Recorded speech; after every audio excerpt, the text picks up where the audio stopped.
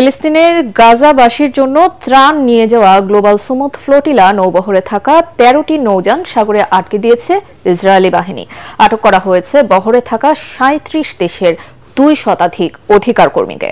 Global Sumud ফ্লোটিলার মুখপাত্র সাইফ আবু কেশেক ইনস্টাগ্রামে দেয়া এক পোস্টে এ তথ্য জানান। এদিকে গ্লোবাল সুমুদ ফ্লোটিলা থেকে ভিডিও বার্তা পাঠিয়েছেন দ্রিকের ব্যবস্থাপনা পরিচালক ও আলোকচিত্রী শহীদুল আলম। সর্বশেষ পরিস্থিতি জানিয়ে শহীদুল আলম সবাইকে ইসরায়েলি হামলার বিরুদ্ধে সহমর্মিতা ও সংহতি জানানোর আহ্বান জানান। আশিকুর রহমানের রিপোর্টে বিস্তারিত।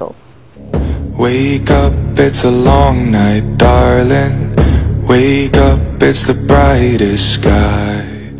যুদ্ধবিধ্বস্ত গাজায় অনাহারে থাকা ফিলিস্তিনিদের জন্য ত্রাণ পৌঁছে দেওয়ার উদ্দেশ্যে গ্লোবাল সুমুদ ফ্লোটিলার প্রথম বহর ৩১ আগস্ট স্পেনের বার্সেলোনা থেকে যাত্রা শুরু করে।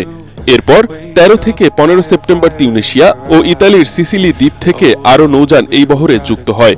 ৪০টির বেশি বেসামরিক নৌযান নিয়ে রওনা হওয়া নৌবহরে প্রায় ৪৪টি দেশের ৫০০ মানুষ রয়েছেন, যার মধ্যে যুক্তরাষ্ট্র, স্পেন, আয়ারল্যান্ড, ফ্রান্স, বেলজিয়াম সহ ইউরোপীয় পার্লামেন্টের নির্বাচিত প্রতিনিধি, আইনজীবী, অধিকার কর্মী, চিকিৎসক ও সাংবাদিক রয়েছেন।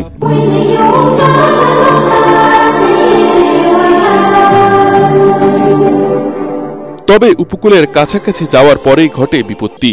গাজা থেকে ১২৯ কিলোমিটার দূরে ভূমধ্য সাগরে থাকা অবস্থায় বুধবার রাতে ফ্লোটিলায় বাধা দেয় ইসরায়েলি বাহিনী। তাদের অন্তত ৮টি নৌকা থামিয়ে দেয়া হয়। কাতার ভিত্তিক সংবাদ মাধ্যম আল জাজিরা জানিয়েছে, গ্লোবাল সুমুদ ফ্লোটিলা থেকে এ পর্যন্ত ২০০ কর্মী সামাজিক আন্দোলনকারীকে বন্দী করেছে ইসরায়েল। তবে ইসরায়েলের পররাষ্ট্র মন্ত্রণালয়ের পক্ষ থেকে বলা হয়েছে, হামাস সুমুদ ফ্লোটিলার কয়েকটি নৌযান নিরাপদভাবে থামিয়ে দেওয়া হয়েছে।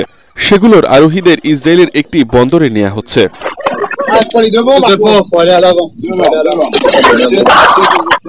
এদিকে জাহাজ আটক থেকে ভিডিও বার্তা পাঠিয়েছেন দ্রিকের ব্যবস্থাপনা পরিচালক ও আলোকচিত্রী শহীদুল ইসলাম। তিনি জানান, ইসরায়েল অন্যদের উপর আক্রমণ চালিয়ে ভয় দেখানোর চেষ্টা করছে। এ সময় সবাইকে ইসরায়েলি হামলার বিরুদ্ধে সহমর্মিতা ও সংহতি জানানোর আহ্বান জানান। এইমাত্র সংবাদ আসলো যে আলমার উপর আক্রমণ হয়েছে। খানিকক্ষণ পরে ওখান থেকে সিগন্যালে থেমে গেল। এখন আমরা সবাই এখানে জড়ো হয়েছি, সবাই উদ্বিগ্ন। এখানে বসে বিভিন্ন জায়গা থেকে আমরা রিপোর্ট দিতে চেষ্টা করছি। আলমা একদম শুরুর দিকে ছিল, আমরা শেষের দিকে।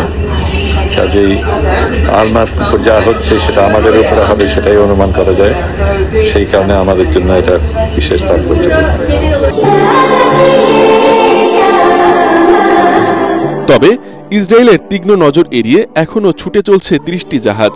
জানা গেছে, গাজা উপকূল থেকে মাত্র ৮৫ কিলোমিটার দূরে রয়েছে এসব জাহাজের অবস্থান। পুরো বিশ্বের আগ্রহ এই নৌবহরের উপর, কখন তারা পৌঁছাবে গাজায়।